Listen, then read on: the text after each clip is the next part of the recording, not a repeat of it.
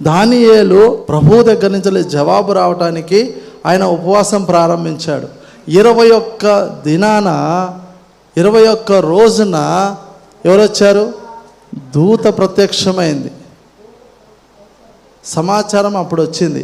అప్పుడు అతను ఉపవాసాన్ని ముగించాడు.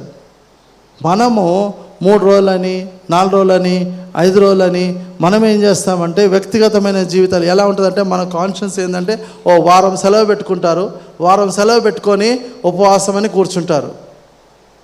అప్పుడు ఏమవుతుంది? 2 రోజులు అవుతుంది, 3 రోజులు అవుతుంది, 4 రోజులు అవుతుంది, 5 రోజులు అయినాక అమ్మ ఇప్పుడు ముగించాలా, మళ్ళీ డ్యూటీకి పోవాలా.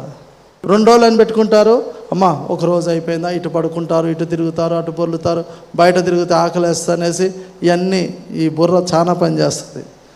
అర్థమవుతుందా? ఇలాగా పెట్టుకొని మొదలు పెడతారు. బైబిల్ ఎప్పుడు అలా చేయలేదండి. మీ వ్యక్తిగతమైన జీవితాలకి ఉపవాసం ప్రారంభిస్తే ఆన్సర్ వచ్చిన తర్వాత ఆపేయాల. సర్వసాధారణంగా సంఘములో జరిగే ఉపవాసాలు వేరు, సంఘములో అనౌన్స్మెంట్ జరిగే ఉపవాసాలు వేరు.